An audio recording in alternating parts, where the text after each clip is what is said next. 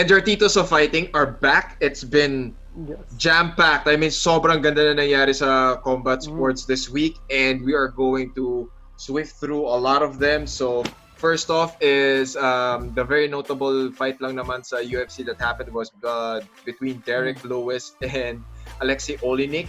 Oleinik is this Russian guy that became very, very famous because he has this variation of the Ezekiel choke it's a no-gi variation of the Ezekiel choke that's very, very prominent in his arsenal. So he's been submitting people left and right, and then he got a crack at Derek Lewis, and Derek Lewis was very, very impressive in this win. He was able to escape his submission attempts. Hindi nakapag-Ezekiel, unfortunately, si Alexei, and Derek Lewis was able to knock him out. Too beastly. Yes, he was too beastly. And his balls got hot. Hindi, alam mo niyo ano? Did you get to watch our post-fight interview? Post-fight. Sabi? He just said, hey, wait, I need to take a shit. Kaya siya nagmamadali. Okay. Baliw talaga yun For us, I'm sorry about the other fights. We kind of have a little bit of a standard going on in here. So if it's not Derek Lewis level, we're not going to cover you. Next one is we got Bellator MMA. Bellator MMA did an event. It was very nice. I kind of like the card. No audience as well.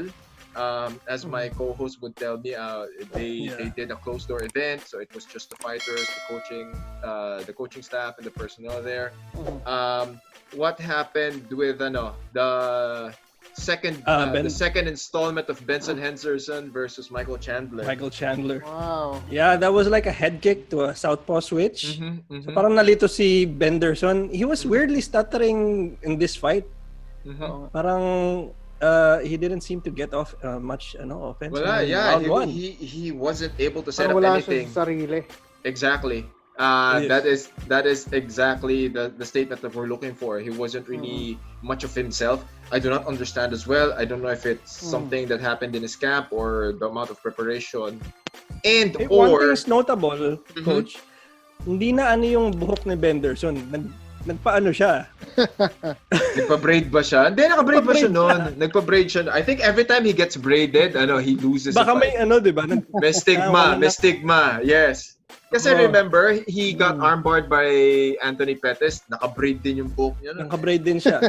Feeling ko dapat yung kulot niya, he just lets it flow. Mala Hercules pala. He just, may Hercules syndrome si Benson. May Hercules syndrome siya. So, again, that was a very impressive performance by Michael Chandler. Yes. Hopefully he gets a shot at UFC.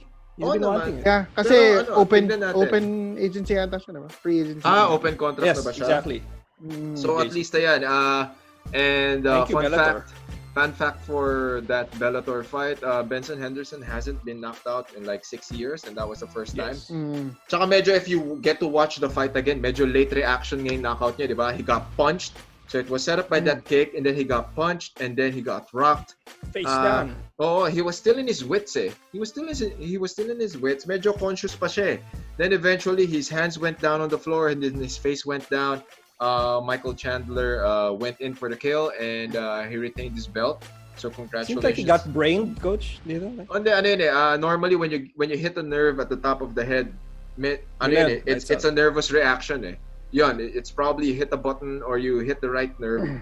Yung reaction lang siguro ni Benson Henderson mabagal kasi syempre he has adrenaline in his body. He's focused on the fight. So these are the small things that happen during an actual bout that fighters have to adjust. Pero ito yung recognition ni Michael Chandler, nakita niya he was out. Okay, I'm gonna go for the kill. Good job, Mike Chandler. Very good. Very good for him. And the focus is entirely on our excitement towards RIZIN. RIZIN 22-23. It's an amazing card. I cannot thank RIZIN enough to put combat sports back on the map in terms of mounting events with an audience. Exactly. When the three of us covered RIZIN 22 and 23, we were so happy for the simple reason that there was an audience. There was a live audience, kumbaga. There were people, so they were observing. Ano ba to, Carl? 1 seat apart, 2 seats apart? 1 seat apart, socially distanced, apart, and then everybody, needed to have masks. Like, si JC yung unang nakapanood ng feed. And then, when I finally got onto it, Big thanks. Quickly lang. Big Go. thanks to our friend, Akihito Tatimatsu, better known as Ryuto-san, and the RIZIN guys, Mr. Shingo Kashigawi, and Ms. Hiroko Nakano. So again, like you said, Coach, si RIZIN 22 and 23, 22 starting over because of the pandemic, and RIZIN 23 calling over, held at Pia Arena in Yokohama, Japan, noong August 9 and 10. So no foreign fighters except for those who already in Japan, like the Japanese guy, si Roberto De Souza. And he's been based in he's been living in Japan for the longest time. High level jiu-jitsu guy. He's Japanese, right? Yeah, he's Japanese. Okay. Tsaka there's the only black guy, si Daryl Loku, and then that's it. Nobody else, no foreign fighters. One thing I really enjoyed was they were able to mount this event at a certain magnitude with this specific reach, in the sense na, again, I cannot reiterate this enough. There was a live audience, of course. They were 1 seat apart. Everyone was wearing masks. There were partitions in between the commentators and the analysts. They executed this perfectly. I was so happy to see the fights. It doesn't seem possible elsewhere, but in Japan. Yes. Yeah. They made it happen. They made it happen. Only seems possible there. I think that should be the standard sa lahat ng events if they need the live audience. Yeah. How RIZIN 22, which fights did you guys like? Very quickly, we'll browse through the RIZIN 22 results. The winners. Okay. So, Kenji Kato defeated Erson Yamamoto via first round knockout. Kyohei Hagiwara defeated Rikuto Shirakawa via third round knockout. Tetsuya Seki defeated Koya Kanda via second round knockout. This is a kickboxing match. Yoshinari Nadaka defeated Yushin via second round TKO. Another kickboxing bout is Rui Ibata versus Seki Oyama, and he won by a unanimous decision. Yep. And this one is Naoki Inoue defeated Shuto Watanabe via RNC in the I think this was in the first round. And then women's bout tayo. I was able to watch a women's bout. Kana Asakura defeated Mizuki Furuse via first round TKO. Ayaka Hamasaki defeated Tomo Maezawa via second round Kimura. That Kimura was really, really nice. And then, she was a deep champion. Yes, deep champion. And then Roberto De Souza defeated Yusuke Hachi via first round TKO. This was another. That one. Yep, I like that one. We're gonna break down that one. And then let's go over to RIZIN 23. These are the results. These are the complete results for kickboxing. Shintaro Matsukura defeated Koji Mori via first round knockout. Tatsuki Sawamoto defeated Yusaku Nakamura via first round knockout. Kickboxing match. Kaito defeated Daryl Lokoku. Sinasabi, Lokoku. Black guy. Ayan, only black guy. Who's based in Japan then? Via unanimous decision. Makoto Shinryu defeated Shichiro Ito via flying guillotine. This was the one that Carl and I were talking a while ago. From flying knee. And then we got Jin Aoi defeated Kontetsu Boku. Yep, via unanimous decision. Crazy B. Kickboxing match. Kento Haraguchi defeated Taiga via first round TKO. Yutaka Saito defeated Kazumasa Majima via second round knockout. Yuki Montoya defeated Mamoru Full Swing via third round guillotine. Full swing, Yep. And Kai Asakura defeated Hiromasa Oikubo via first round TKO. We enumerated all the winners because that's how beautiful this card was. Umuulan ng finishes. Yun. Bihira mo na makita these days yun That is exactly. That's it, exactly. Yeah. That is exactly the point why we wanted to cover the entire card. Kasi how beautiful is Japanese MMA? A lot of finishes. They were all gunning for the finishes. And then, ito yun it brought so many memories in terms of you can attack grounded opponents. It showed Soccer you... kicks! Yun! Old school pride rules. Knee to the head. On the ground. It clearly shows the effectiveness of ground attacks or hitting grounded opponents. Kasi Yung iba, once they get off a sprawl, they think they're safe. In RIZIN, if you sprawl and you don't do anything, you're gonna get kneed to the face. There's From so the many headlock position, di ba? Yes, yan. Ang dami ko nakitang ganyan. I've seen so many instances wherein sometimes if you can be very, very tactical, you can just get off the sprawl. I've seen that. Which fight was that? Let me go back to my notes. Pero, yun yung coming off a sprawl and then he started kicking the guy on the face.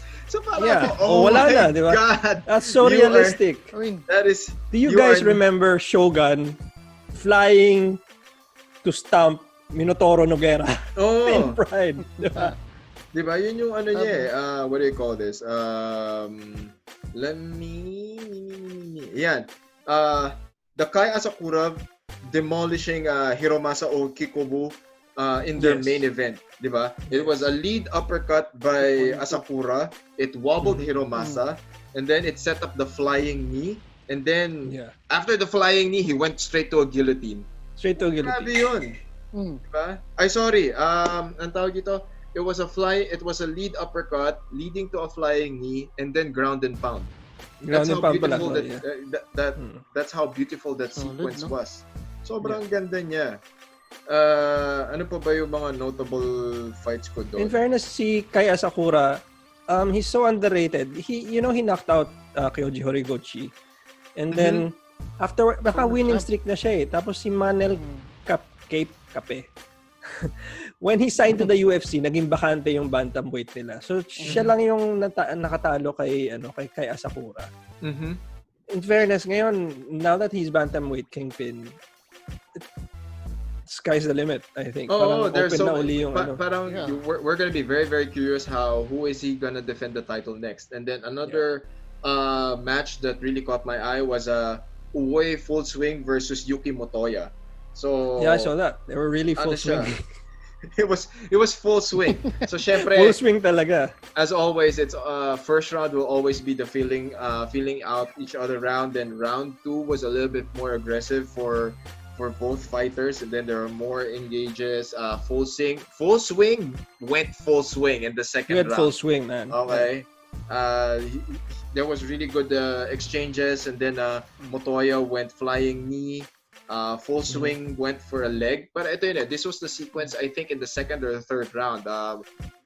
Motoya went for a flying knee. It wobbled full swing. Full swing was still within his wits, kumbaga, and he went for a leg. That's how high-level MMA fighters go. Even if they're rocked, even if they're wobbly, if they see an arm, they see a leg, they will go after it.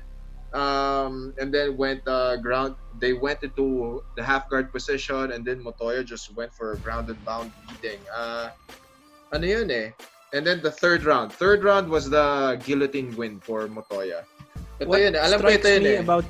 Ito yun eh. Ito ata yung flying guillotine eh. I think this was the flying guillotine. Yung flying knee, tapos nahuli siya. Yep. So, I think Full Swing went for a scramble in the third round. He kept his head hanging, and then Motoya was able to recognize the position. These are like MMA fighters with high-level jiu-jitsu IQ, and then he saw the situation. One arm was in, he could easily clamp on that arm, and then the neck was up, went for a flying guillotine, and then finished him off in the third round. It was super nice to see, nice. I can't imagine the spatial awareness to execute that during a fight na ganong kabilis yung pace. Ano lang yan, I could only attribute that to a very high level of fight IQ, and yun nga, I don't suppose they drilled that, right? You can actually drill those things. These are guillotine drills. More or less, it's spatial recognition and knowing when to execute given the situation. Kumbaga, he was able to recognize parang if an arm is here by instinct, okay, I know that so he's probably been doing guillotines for the longest time, and yun, it just came natural to him kasi the entire sequence was almost flawless. Sobrang ganda. It was very clean, very sobrang clean. highlight talaga siya. Ang dami niyang sa Twitter. Highlight finish siya. Highlight finish. Tapos wanted to note down pala yung win ni De Souza, coach, kasi he often wins by submission. Submission. Diba? Submission. Yeah, this time parang again the spatial awareness was there. Parang hey, it seems like my energy pa and I can ground and pound this guy. And he just went for it. Parang for some reason like in that couple of seconds, he turned himself on and that was it. So I've never seen him do that kasi. Yep. See, for people who are gonna hear this for the first time, Roberto Satoshi Souza is a high-level jiu-jitsu black belt. And for obvious reasons, if he is going to get into an MMA fight, jiu-jitsu will always be the primary weapon that he will utilize. For this particular fight, it goes to show like what we previously discussed in our past episodes na the most ideal round to do grappling is during the first round. And that's exactly what Satoshi did. Of course, they were still dry. There's definitely more traction between both fighters. So he immediately engaged and at the same time closed the gap between him and his opponent. Now, he was definitely going after a submission. However, he was able to get to mount quickly. Nagulat nga ako, ang bilis niya mag-mount. He was able to... Yung transitions na, di ba? Yeah, he was able to reach mount. So it clearly shows the level of jiu-jitsu that he is in. And then from there, he didn't settle for the submission. He didn't set it up. He knew that he could ground and pound this opponent. So it was faster and it was more entertaining. So it was a good win. It was a good win for jiu-jitsu. I really want to see more improvements on his striking. Kasi yung setup niya, I want to see more improvements on his striking because the first few punches were very, very sloppy. You just know that he was just setting it up. So I really, really hope that you just imagine that level of jiu-jitsu plus a decent level of boxing. He's very dangerous. He's gonna be more dangerous now. Another one again, talaga. Oh yeah, definitely. Ano to? Title fight ba yon? Was it a title fight? Yung So it was 23 yung title fight. Okay.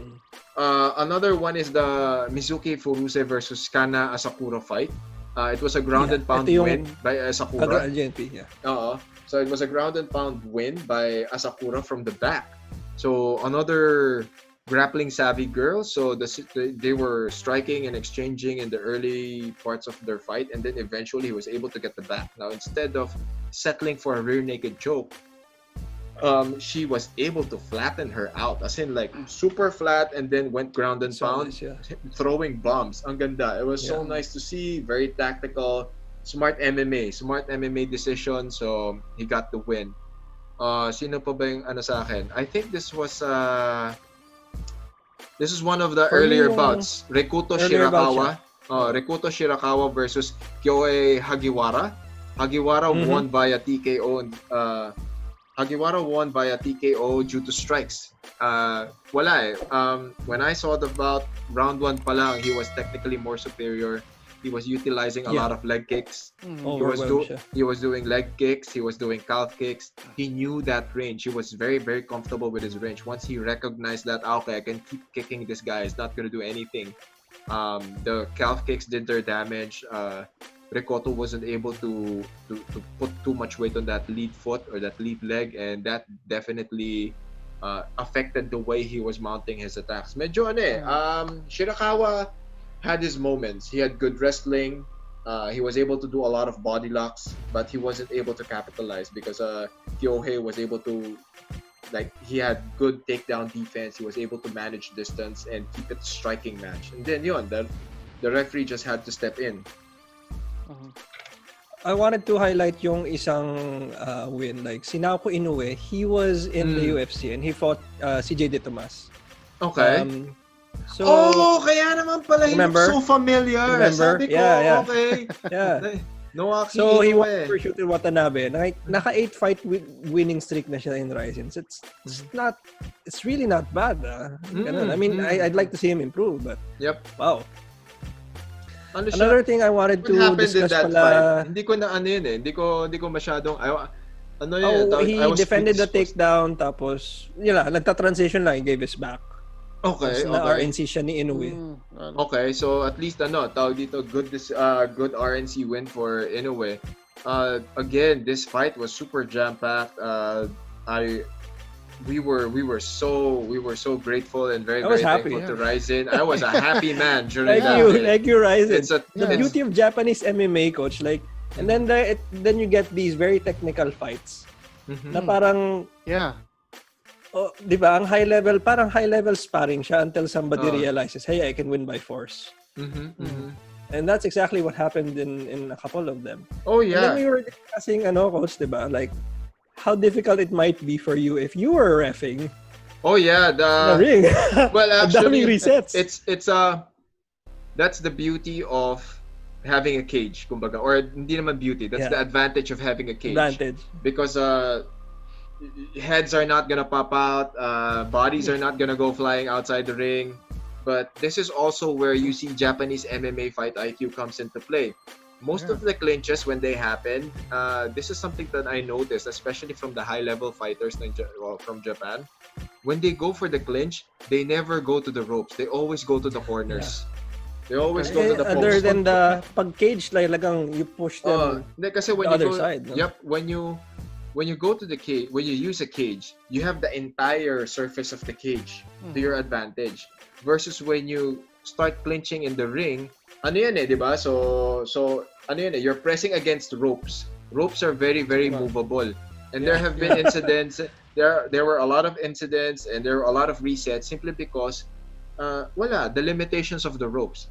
Pero the high level guys that I saw, sila Satoshi, sila Shirakawa, they utilized used it to their advantage. They once they got the clinch, or once they were able to bridge the gap and they wanted to execute a clinch, they wanted to execute a clinching position, they didn't go to the ropes, they went to the post, yung mga goal post.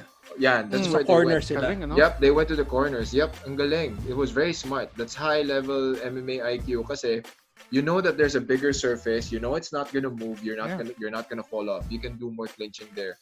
So now at least the audience have a better appreciation of a cage structure versus a ring structure when it comes to now MMA that you mention fights. it, parang mas aware na ako ngayon sa ganung dynamic ng spatial nila. Like you go to the corners and obviously that needs to be drilled into your fighter. Oh yeah, you have to. Galing. And I remember back then when I was reffing sa URCC for when they were still using a ring. Yes, I experienced the same thing. Was that a 3-rope ring?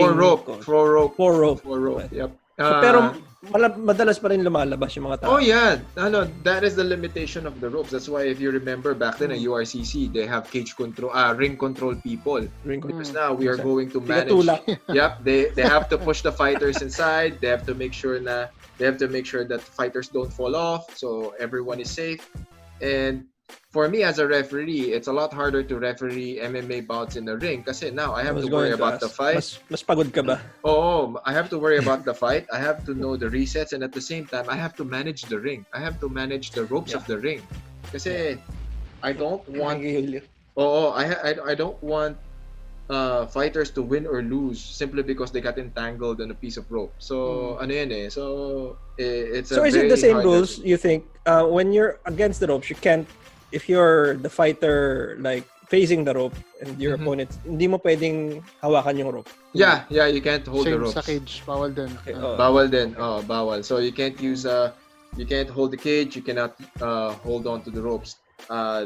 Yun din, that's why it's more advantageous to use a cage kasi when you use a cage, fighters can only latch their fingers on the cage versus a rope, they can latch their entire arm on the rope. Yeah. Diba? So it causes too much trouble. But do you guys think na like si Souza, yung advantage niya of being a very high level grappler, na he doesn't really need yung ropes?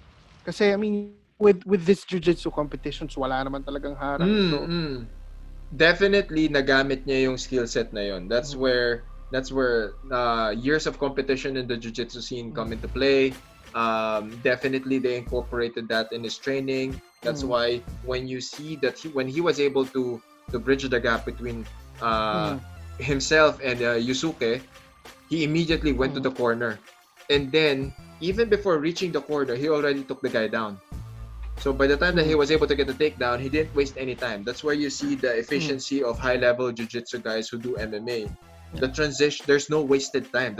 He transitioned immediately. When the mount presented itself, he went to mount and then ground and pound. I was actually surprised for the ground and pound. I was like, okay, I think he's gonna set up a submission. Then all of a sudden, he started. He started Yes. raining bombs Parang- and I was like, wow, ang galing, ang galing. That was so nice. May energy pa ako, so parang I can probably finish it right now, and that's what I'll do. Like, okay, usually slow burn fighter kasi si Roberto eh. He wants to apply downward pressure. He wants to tire his opponent out. He wants to wear them down. Grappler talaga. Oh, like super grappler. But for this one, he just went for the finish. He had the striker's mentality. Speaking of striking, the kickboxing matches were also nice. Oh my God! Yes. Yeah. Let's talk about. Yeah. As in, like for Enjoy. example, Where was that? the- Two the- guys like colored hair. Oh my God! the first Who's that? kickboxing bout of RIZIN 23, Shintaro Matsukara and Koji Mori. I think It that's was- it. Yeah. As in, sobrang ganda na the exchanges were really nice. There weren't really much haymakers. It was technical kickboxing. Setting up the kicks were good. The exchanges of the hands were good. For those who are planning to fight in MMA, this Watch is where that. you see the importance and the relevance of having a solid kickboxing foundation will work towards your advantage. Kasi makikita mo, they're not just throwing kicks, they're not just throwing punches na isolated movements. Kasi karamihan mostly Combos. Oo, nakikita ko dito it's like a 3 or 4 punch combo using the hands, or they introduce a jab and then they finish off with one kick. Ito nakikita nyo, it's a combination of 2 hands and 2 kicks. Ganun eh. I think this is because of yung traditional additions dun sa striking nila na coach, na hindi Usually siya 1-2 Dutch. lang. Ano? Oo. Yeah, a lot of like karate kickboxing. and taekwondo. A lot of kickboxing influence happens here. Pero you see that the level that they are in, their ability to chain the movements. Yun eh. This is something that I want aspiring fighters, whether in kickboxing, Muay Thai, or MMA. You watch these fighters because you see how they chain their movements together. The transition from punching to kicking is very smooth. So, this is the level that you need to aspire for. Because now, if you have that knowledge, mas madali na siyang gawin ngayon. Sino pa ba? And you have more weapons. Si Taiga and Haraguchi. Ayun! Taiga and Haraguchi is Yung- really, really good. Yeah, these are the colored, parang nalito ako kasi iba yung kulay ng book nila sa card. And then, nagpalit na naman sila dun sa fight. So like, Talaga? who am I watching? Who am I watching? Part of the whole show. Pero, yun nga eh, yung sinabi mo, coach, like, cause Glory, not no offense to Glory, but it seems Dutch kickboxing and the fighters really know how to stall sometimes by clinching. Right? There seems That's to why be- Glory has this rule about clinching, di ba? Oo eh. It's still not effective. These guys, they know how to space themselves so that they can separate themselves. And then they can throw the counters right after they exit. So, doon ako namamangha. Like, the exit strikes are on another level. And it's true that Asian MMA, the striking is so far superior to the Western, I think. Ano And naman just yun my eh. opinion. This is on that is one aspect of how you see it from a technical aspect. Kasi ito rin yun eh. Kasi yun nga eh. Parang everyone is Sometimes playing. it's really boring. Yun nga eh. Parang ang nakikita ko kasi, a lot of them are high level and technical fighters. Pero they use the rules too much to their advantage. Ang pinaka nakita kong, I think the major difference between the RIZIN kickboxing versus other kickboxing leagues or that I've known or watched so far is wala, fighters attitude talaga. The fighters, especially in the kickboxing, they were playing smart, but they were also going for the finish. Everyone was. It's fighters attitude na eh. When you start going for the finish, you'll see more finishes, you'll see more knockouts talaga. Of course, there's a gamble. Of course, there will be risks. Pero in terms of entertainment value, you get your money's worth. That's it. Diba? You get your money's worth. And in fairness to them, when somebody wins, I don't know if it's because of the anime is so ingrained there. They seem like their characters and they do their best to be memorable in terms of their victories. I think the main And lure the victory laps. Oh, I think the main lure of Japanese MMA is not only the production value but the characterization and the role play that MMA fighters or MMA personalities in Japan do, diba? So Tenshin again, Nasukawa. oh, it's very entertaining. He's very entertaining. Makulit siya. Flashy, entertaining. Tenshin, diba, bro? So again, there are a lot of technical fighters in different leagues. I mean, if we're talking about Glory, they don't have a lack of they don't lack talent. A lot of them are talented and high level. We're not saying kickboxers. they don't have good fighters. Oh, it's just that in terms of entertainment, I think that's the main reason why kickboxing hasn't really gone up to that level. Is because of the a lot of them are tough. It's just that they really have to go for the finish. There are people in Glory that go for the finish and they're very exciting to watch. However, they have to catch up to they have to catch up to certain formats that's happening around them. So I mean there's a reason why Gokhan Saki is in the UFC, right? Yep, that's true, diba? Pero who the hell are we anyway to talk about this? We're probably talking out of our asses. We're just your titos of fighting that talk about combat sports. Pero this is not kind of Gokhan. This is kind of I know Gokhan is from the Turkish fucking mafia, so diba? Pero I mean, yun na yun. It was a big step for martial arts for RIZIN to do this. I mean, that's not an easy feat. Two events in 2 days.